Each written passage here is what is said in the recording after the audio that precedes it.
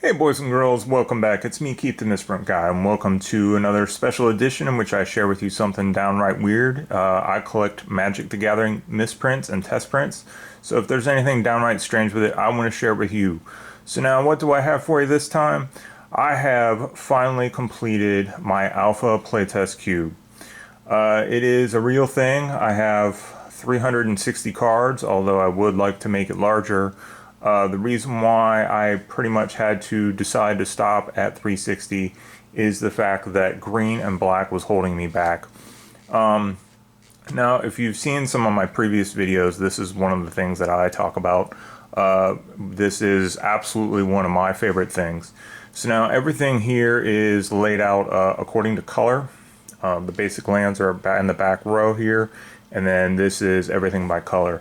Now, one of the interesting thing is, let me get this.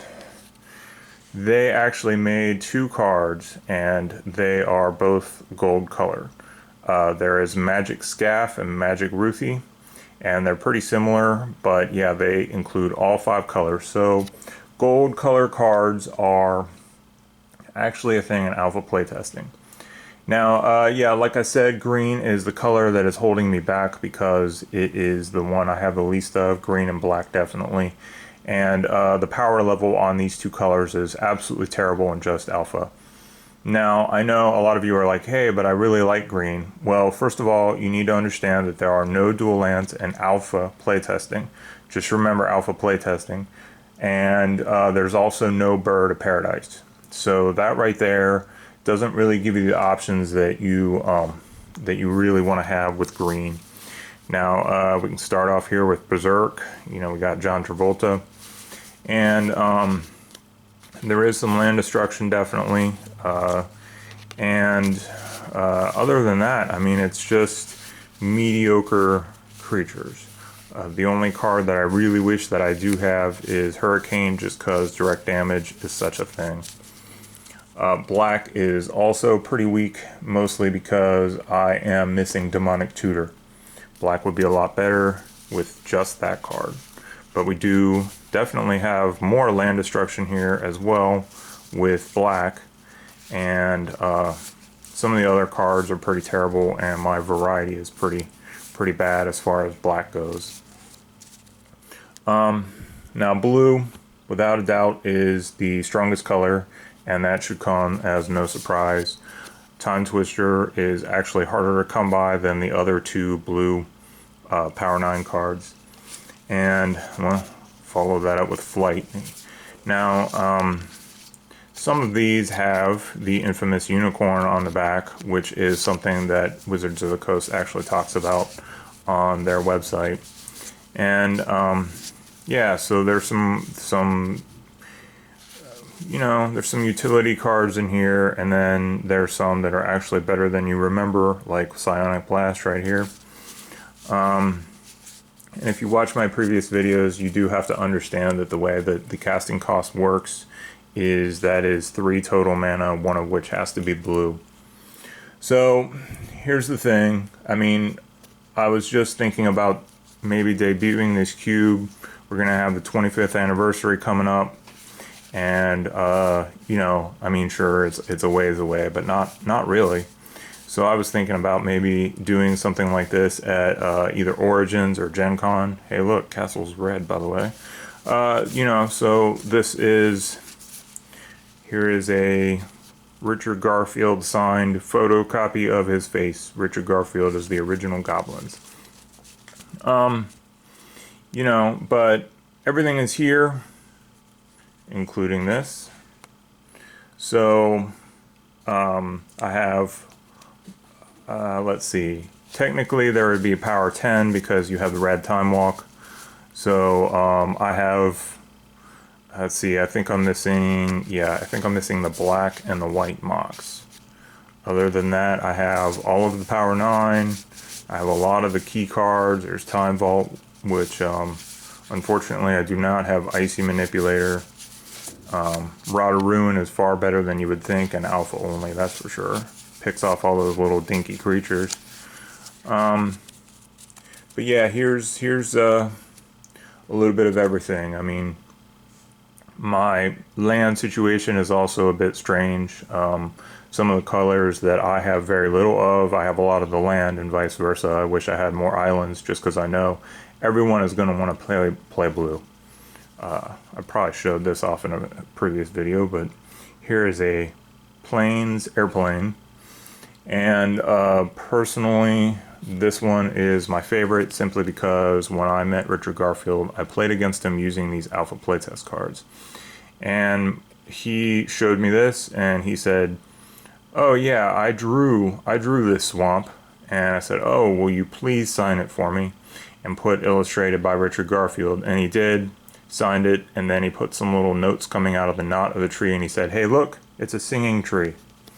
Bad, bad, terrible, terrible joke, but it is a true story. A lot of cards are not how you would remember them. For instance, here's a Sarah Angel. She costs 4 total, not 6. Remember what I mentioned just a moment ago. And she's kind of a hybrid of what Sarah Angel became and maybe even Singer Vampire. This is an earlier version of Sarah Angel, and she got an update in the 3rd round of printing that is slightly more how you would remember Sarah Angel. Now another thing that I could really use your help with, yeah, that's another unicorn one. The art itself is, well, it comes from somewhere. And there are a lot of cards that I am familiar with. I know where they came from. Between myself and a few other people, we've done a good amount of research. For instance, this is maybe not completely obvious, but this is a Calvin and Hobbes art. Some of them, very few of them feature Hobbes, but a lot of them feature Calvin. Yeah, somewhere in here. Somewhere in here. Oh yeah, I like that art.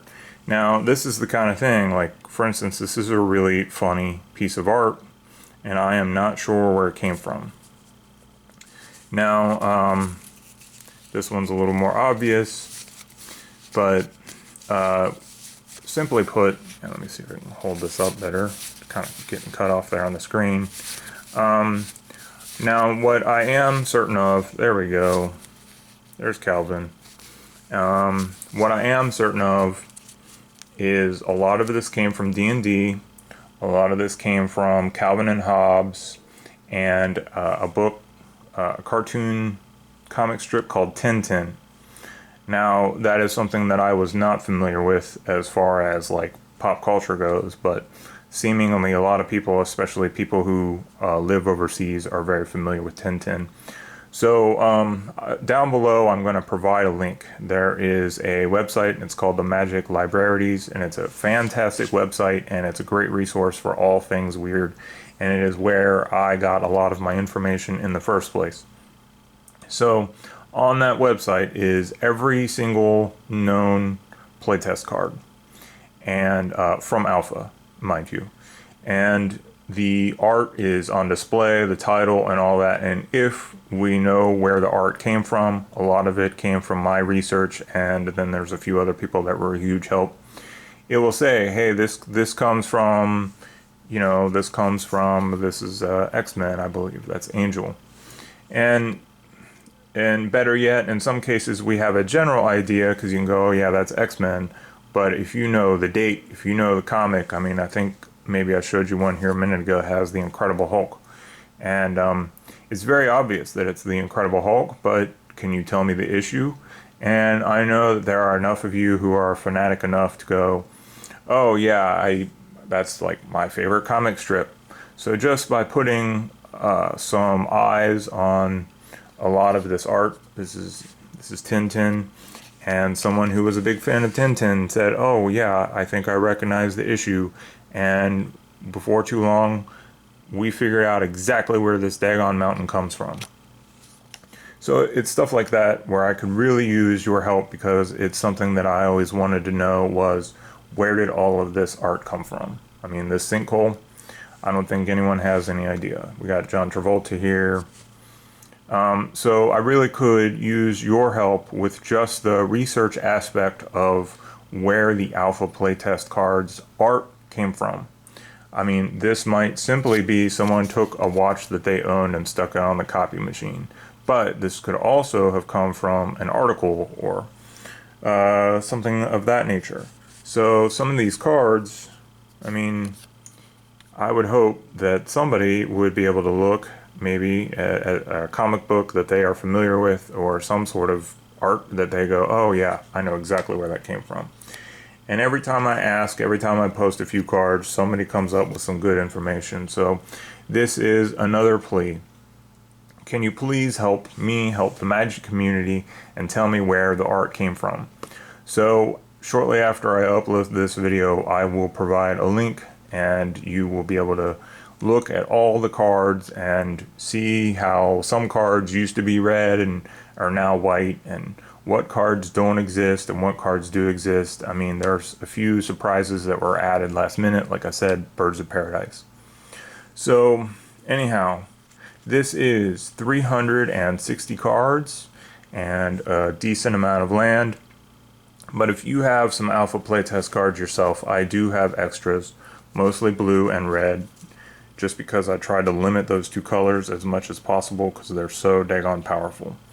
So if anyone has any alpha playtest cards that they're willing to trade, don't worry, I have some excess myself, so we could hopefully work something out. So this is also a plea to help me improve the variety of the cube. But it is done, and I will debut it at some future date, and when that time comes, I will be sure to let you know how things went and probably record it. So thank you for watching, and as always, if you have questions, I'll try to be diligent and get back to you. And you know, if you haven't seen my previous videos on alpha playtest cards, I suggest that you watch them because a lot of questions will be answered there. Alright, so thank you for watching. You all take care now. Bye-bye.